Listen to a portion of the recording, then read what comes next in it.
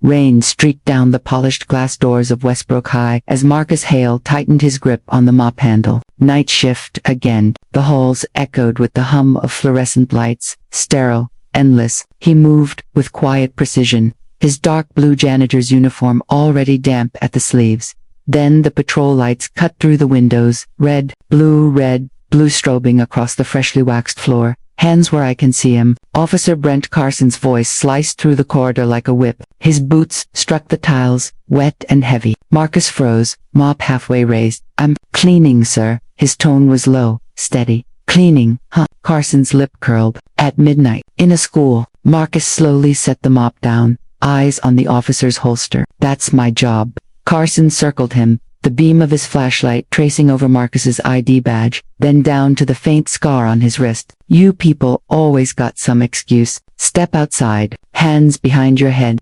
A thin silence stretched between them, thick as oil. Outside, thunder cracked.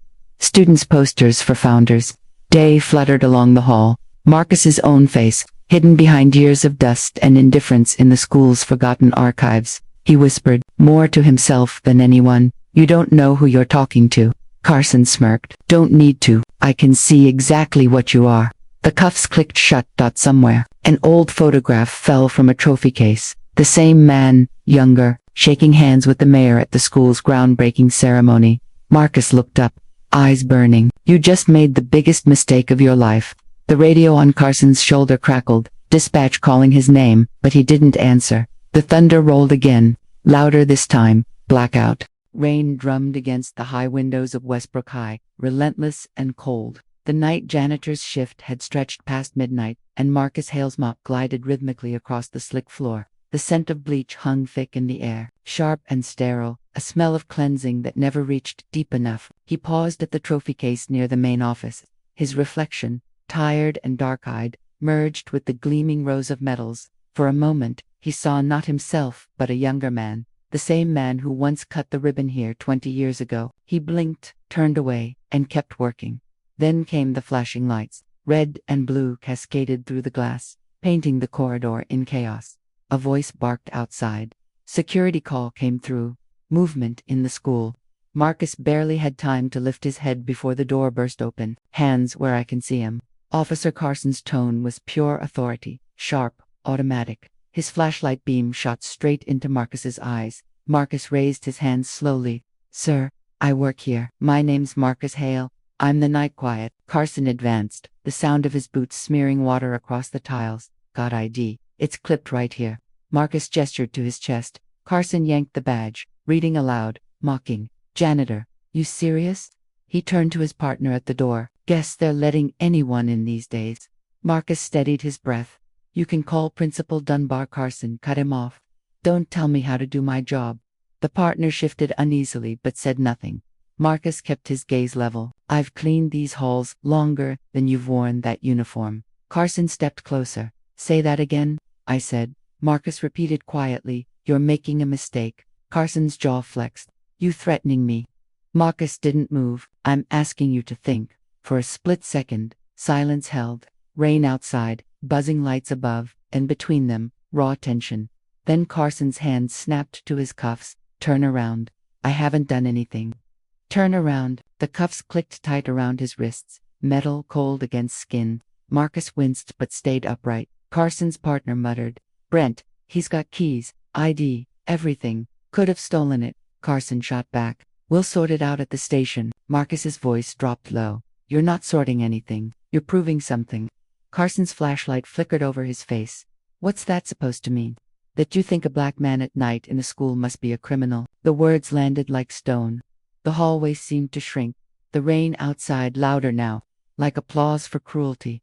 Carson grabbed Marcus by the arm, guiding him toward the exit. "Watch your mouth."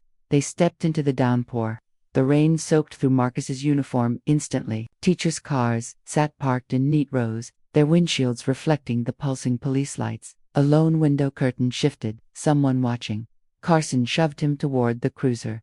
"Get in." Marcus looked back once at the school, at the place he had built, cleaned, protected. His voice, calm but trembling, slipped through the rain. "You have no idea who I am."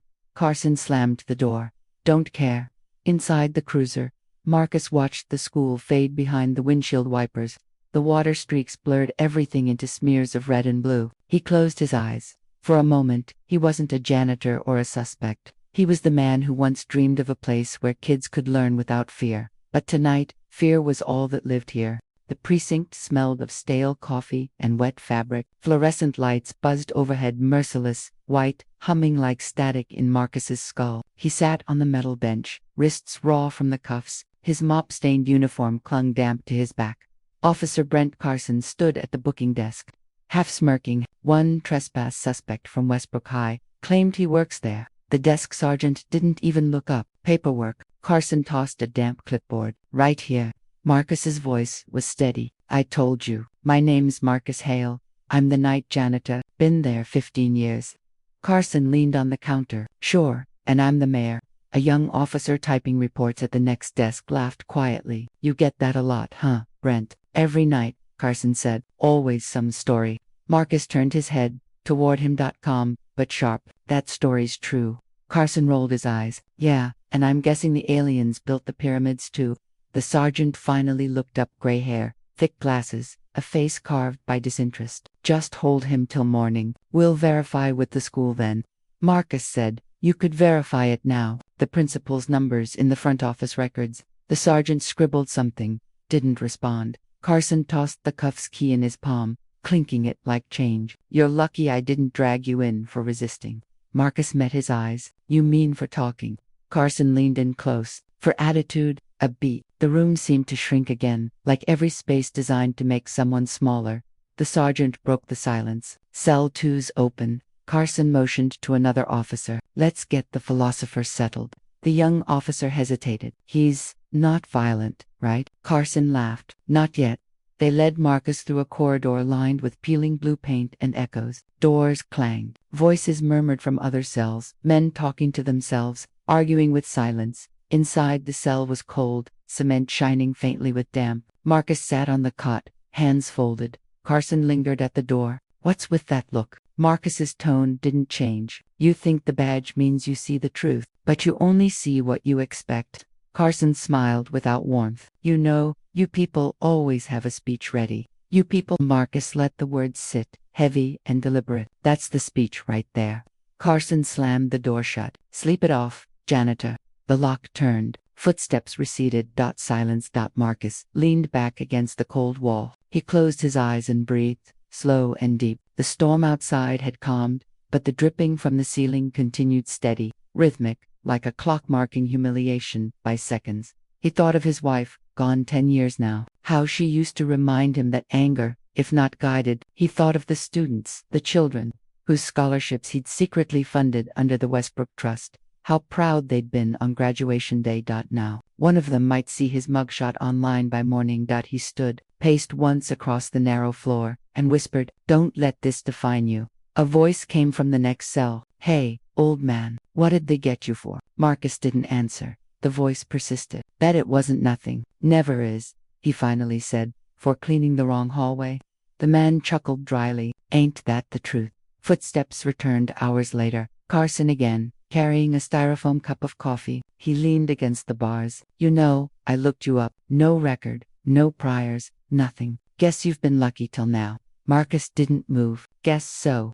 Carson sipped his coffee, smirking. Here's some free advice. Next time someone with authority tells you to shut up, do it. Marcus met his eyes. Authority isn't the same as respect.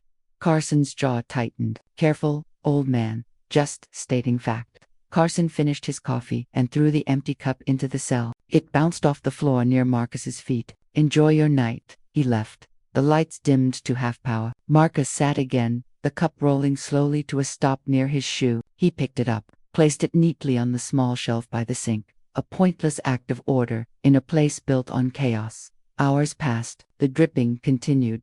When dawn came, pale light filtered through the barred window, casting thin silver lines across the floor. Marcus heard the station phones ringing in bursts, officers talking, a radio clipping through calls. Then, a familiar voice, female, brisk, determined. This is Attorney Nina Clark. I'm here for Mr. Marcus Hale. The hallway fell quiet. Someone muttered, Who? Marcus closed his eyes. Relief didn't come, just inevitability. Carson's boots echoed down the corridor again. Lawyers here for you, Janitor. Must be nice having friends.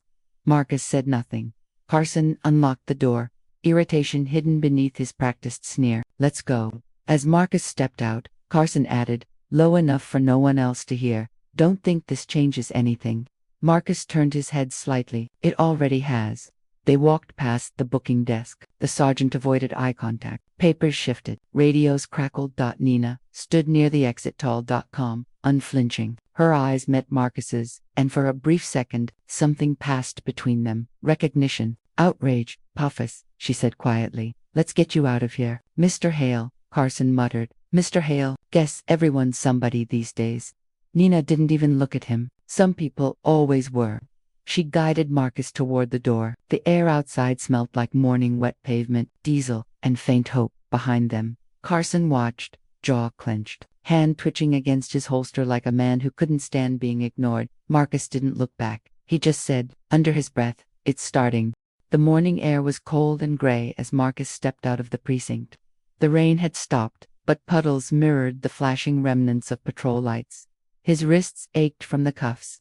Beside him, Nina Clark held her briefcase in one hand and her phone in the other, already making calls. Don't speak to anyone, she said softly. The press might pick this up. Marcus gave a quiet nod. Didn't plan to. They walked toward her car, an old silver sedan streaked with rain. The world around them felt too bright after the fluorescent cruelty of the holding cell. Inside the car, heat hummed through the vents. Nina set the briefcase on her lap, finally looking at him. They charged you with trespassing and obstruction. It's nonsense, but we'll get it dismissed. Marcus's eyes stayed fixed on the windshield. You're young, I'm competent. He almost smiled. Didn't say you weren't. She studied him, then asked, you didn't tell them who you are. He turned his head. Would it have mattered? Yes, she said firmly. It would have. Marcus shook his head. No, men like Carson don't see who you are, just what they want to see. Nina exhaled, leaning back. I looked up your name, the Westbrook Trust, the land deed from 1998. You founded that school, didn't you? His silence was answer enough. Why hide it? She asked. He said, it wasn't about a name, it was about a place. The car rolled through quiet streets, storefronts opening, kids waiting for buses. Life moving, UNBOTHERED. Nina broke the silence again. I saw the footage. Someone recorded part of your arrest on their phone. It's spreading online. People are angry. Marcus's brow tightened. Anger burns fast. Then it's gone. This time might be different. Maybe. But difference doesn't come from outrage. It comes from consequence. They stopped at a red light. Outside, a billboard loomed above a diner. Westbrook High to 25 years of excellence. The irony made his throat tighten. Nina noticed. They're holding a Founders Day event next week. Are you going? No. You should. Make them see you. I already did, Marcus said quietly. Last night. She didn't push further. They reached his apartment, a small building with faded paint and ivy creeping up the walls. He lived on the second floor. As they climbed the stairs, a neighbor poked her head out. Marcus, Lord, they said, you got arrested. You okay? I'm fine, Miss Irma. She crossed her arms. Fine. They dragged you out like a criminal. I saw it on Facebook. He forced a weary smile. Don't believe everything you see online. Believe what I saw with my own eyes, she muttered, closing her door. Inside his apartment, the air smelled faintly of wood polish and lemon cleaner. Books lined one wall. History, education, policy, African American literature. Photos of students accepting scholarships hung neatly beside a framed picture of his late wife, Clara. Nina looked around. You kept everything. Every reminder I needed. She walked to the window. You know they'll try to bury this. The department will spin it. The school will stay quiet.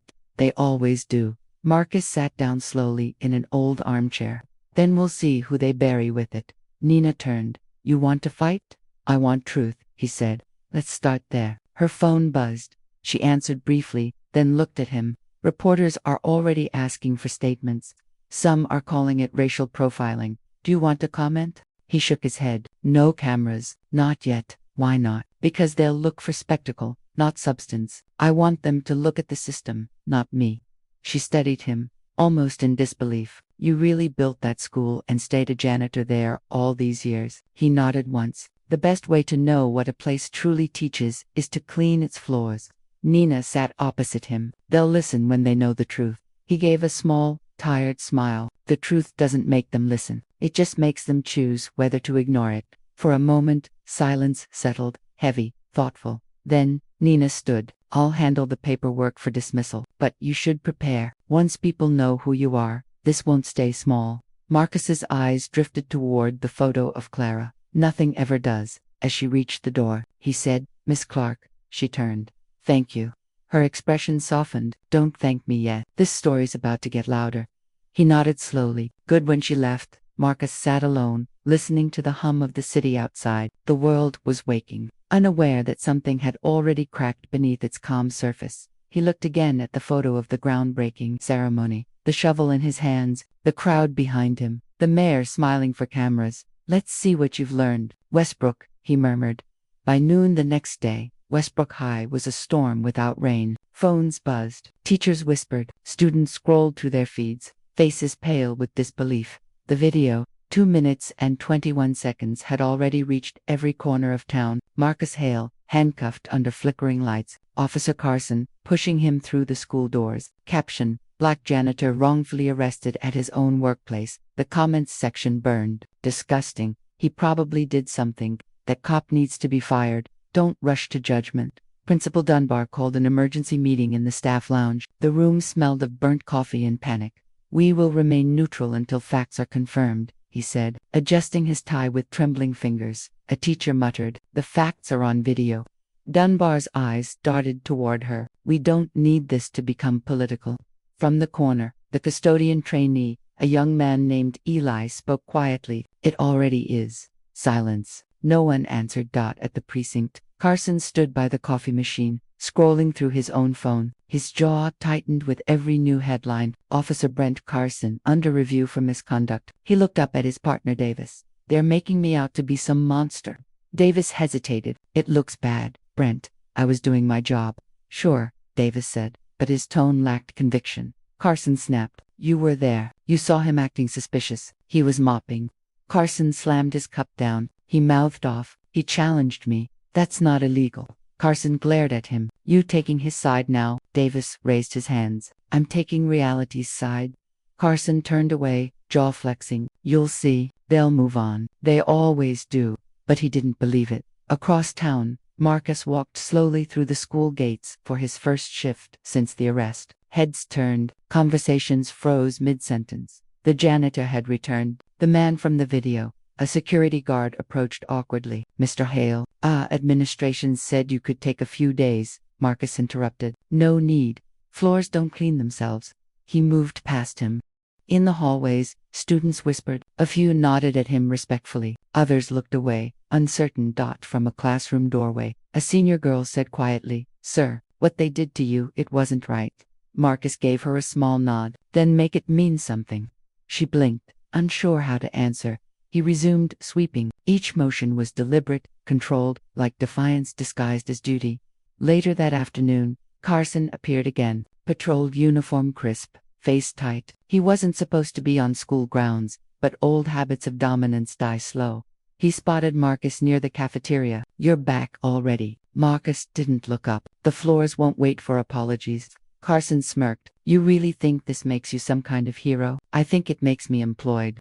Students nearby began recording quietly. Carson stepped closer. You think you can ruin my career with one video? Marcus finally met his eyes. Didn't record it, just lived it. Carson's nostrils flared. You're playing the victim card. That's all this is.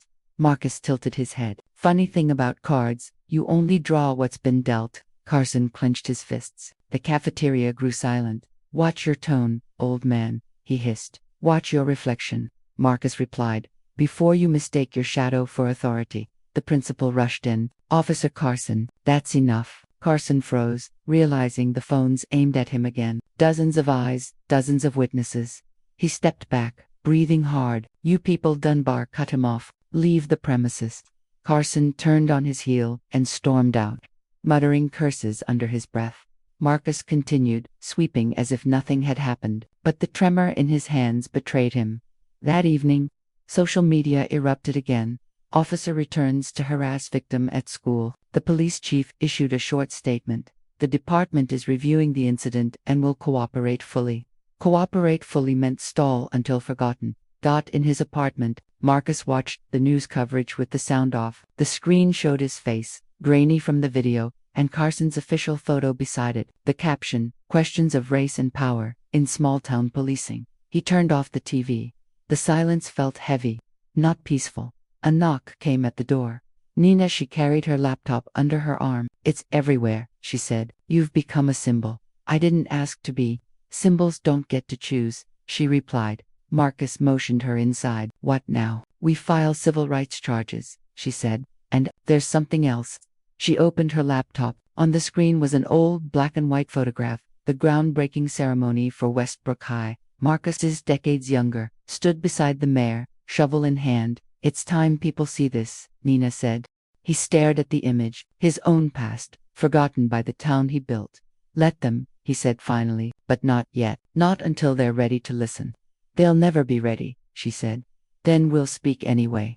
She studied him, the quiet conviction in his voice. "You still believe this town can change?" He looked out the window, the school visible in the distance. "Change isn't belief, it's endurance." Outside, distant sirens wailed, fading, then gone. The storm had ended, but something darker had begun to gather, not above them, but within the people now forced to confront what they'd ignored for years. Marcus stood in the window's pale light. "Tomorrow, they'll know who I am." The next morning, Nina's office was a chaos of open files, steaming coffee cups, and blinking notifications. Every news outlet wanted a quote. The story had grown legs. "Local janitor wrongfully arrested is secretly school founder." She leaned over her laptop, scrolling through property deeds and nonprofit filings. Her assistant, Jamal, looked up from another monitor. "It's all here. The Westbrook Trust owns the land, the building, and part of the scholarship fund." "The original signatory?" He clicked. The screen filled with a name,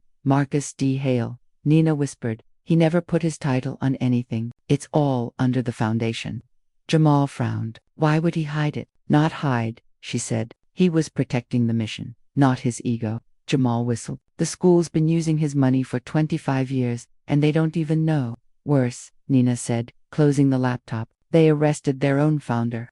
Across town, Marcus sat in his apartment. The television muted again. The morning news showed his image side by side with headlines like "Hero or Hypocrite" and "Janitor's Secret Legacy." He turned the screen off. Noise didn't interest him. Truth did. He opened a drawer and pulled out an old folder. Inside were photographs. Him and Clara standing on the cleared lot where Westbrook High would one day rise. The ground was still raw then, the air full of hope. He remembered her voice. "Build something they can't burn down." He had tried. A knock came at the door. Nina entered, face pale from exhaustion but eyes alive. "It's time, Marcus." He gestured for her to sit. "You've found everything." "Yes, the trust records, the original deed, even your signature on the scholarship documents." "Then the truth's out." "Not yet," she said. "I want to release it at the Founders' Day event. Let them see it in their own building." Marcus stared at her. "That's next week."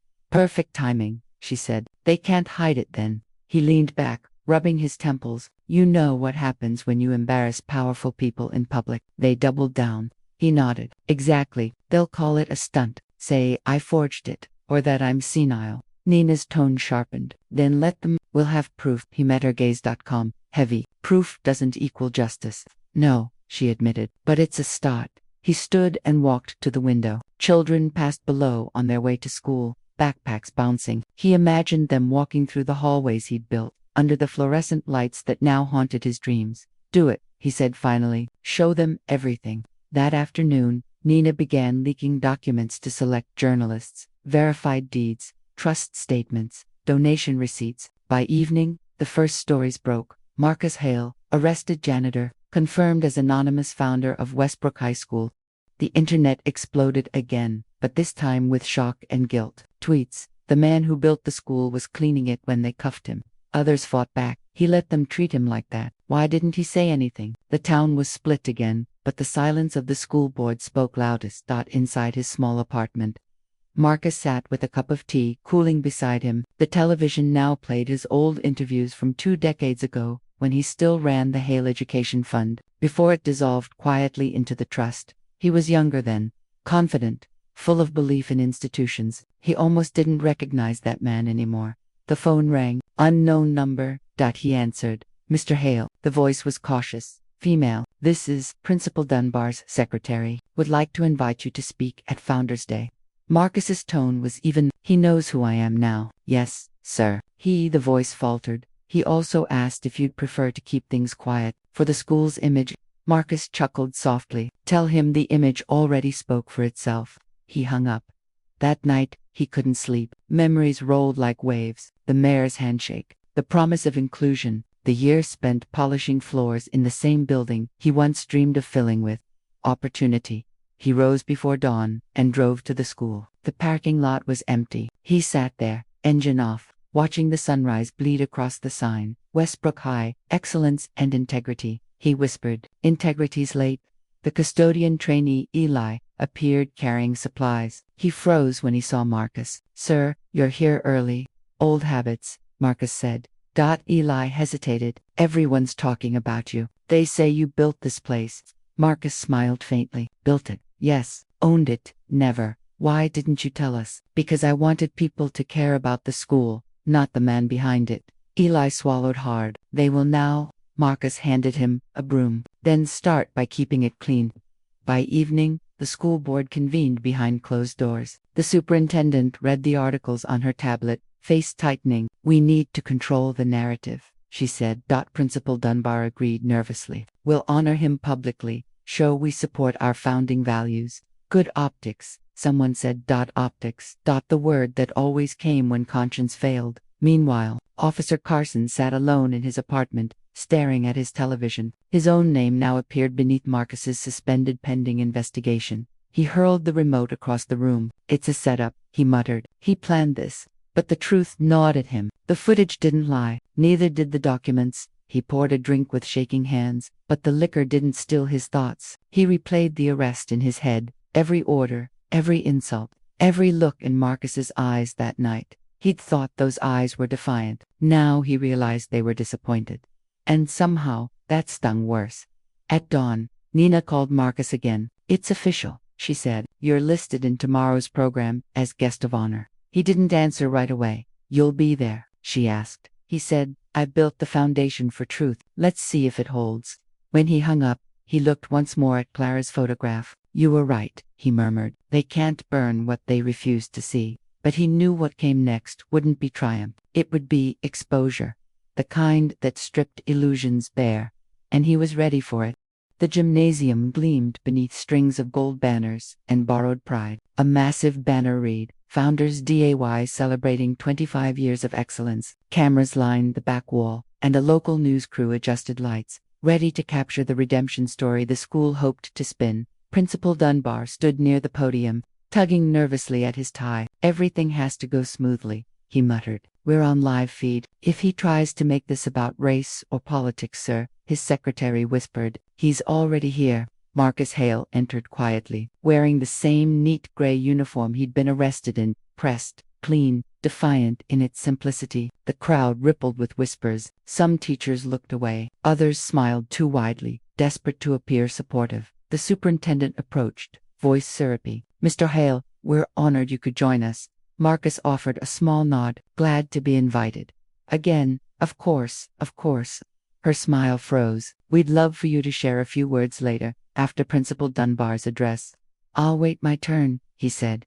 From the back of the hall, Nina watched through her camera lens. The tension felt electric. Every flicker of light, every shuffling footstep hummed with the unspoken truth. The school was about to face itself. Principal Dunbar took the podium. His voice wavered at first, then steadied. Today we celebrate the values that built Westbrook High. Respect, integrity, opportunity, and one man's quiet dedication reminds us that greatness often hides in plain sight.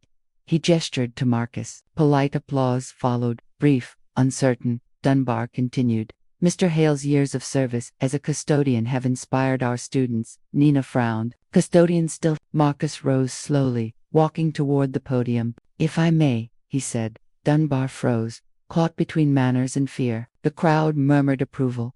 Marcus took the microphone, his calm voice filling the gym. I thank you for your kind words. I also thank the officer who arrested me, the teachers who ignored me, and the children who asked why the janitor was in handcuffs. You've all reminded me what kind of education this school really provides. Gasps rippled through the crowd.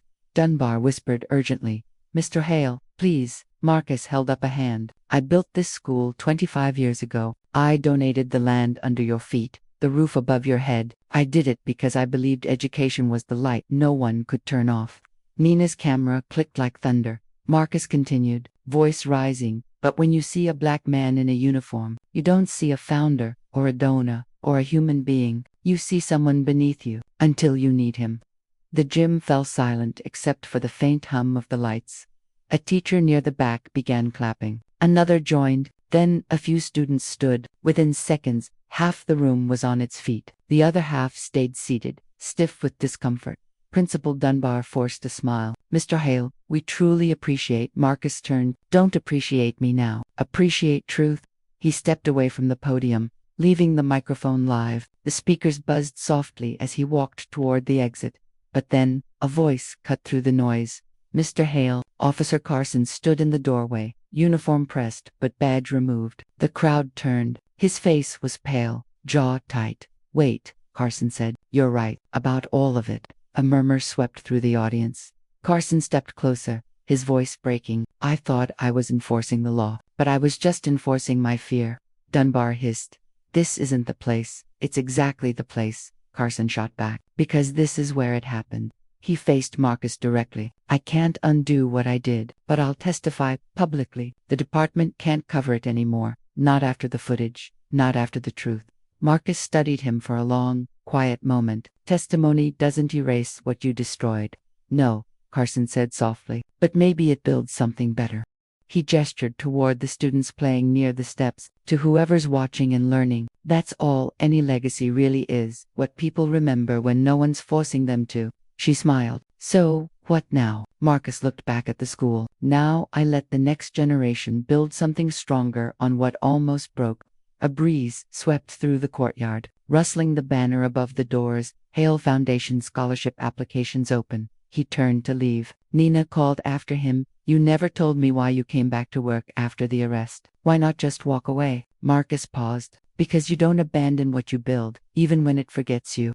She nodded slowly. "And now," he smiled, "now it remembers." He walked down the steps, the morning sun catching the edges of the plaque. For a moment, the bronze glowed like fire, not destruction, but rebirth. At the far end of the field, students practiced for graduation. A banner read, "Class of 2025, Building on Truth." Marcus stopped, watching them. Their laughter carried across the wind, full of possibility, yet wiser for the ground beneath them. He whispered, almost to himself, "That's what justice should sound like." Behind him, the flag rose higher, snapping against the breeze. Nina lifted her camera and took one final shot. Marcus Hale walking away from the school he built, head high, the past finally behind him but never forgotten. The frame froze in the lens. A man, a builder, a witness, a survivor. Not a janitor, not a victim, a foundation. The town of Westbrook changed quietly, not in parades or speeches, but in pauses, the ones that came before assumptions, the seconds that now stretched between judgment and understanding. Months had passed since the council hearing. The school board issued reforms, the police department began diversity retraining, and the Hale Scholarship Fund received its first round of applicants. Yet beneath every improvement lay the echo of what had been exposed, a scar that reminded the town of its own reflection. Marcus Hale sat on his porch one humid evening, a cup of tea cooling beside him. The air smelled faintly of jasmine and rain-soaked earth. From the street, faint laughter drifted, children playing, their voices clear, free. He closed his eyes. For the first time in years, he could hear peace without mistaking it for silence. The screen door creaked. Nina stepped out, notebook in hand. "They're running your story in the Post," she said. "National section. Title's pretty poetic. The founder who cleaned his own floors." Marcus chuckled. "Journalists love symmetry. You hate it." "I understand it," he said, "but it wasn't poetry. It was work. All of it." She sat beside him. "Still, you made history." He shook his head. "No, I just corrected a footnote." A long pause followed, filled with the hum of crickets and the distant bark of a dog. Nina flipped her notebook open. "I've been writing about you for months now. Marcus. Every time I think I understand your patience, I find another layer. He smiled faintly. Patience is what's left when you've run out of everything else. She leaned forward. Do you ever regret forgiving Carson? Marcus's expression hardened slightly. Forgiveness isn't the same as release. I didn't excuse him. I released myself. Holding on would have made me the thing he saw in me, angry, small. I refused that. Nina nodded slowly. He's teaching now. His first class starts next week. I know. You going? Marcus looked at her surprised. She shrugged. He asked if you'd come. Said he wanted his students to hear you speak. Marcus considered it for a long moment, the porch light flickering between them. I built a school once, he said. Maybe it's time I visit another. The next week, he did. The community college classroom was small, the kind with old desks and walls painted to white. Carson stood at the front, wearing a simple shirt, sleeves rolled. His voice was steady, stripped of the authority that once defined it.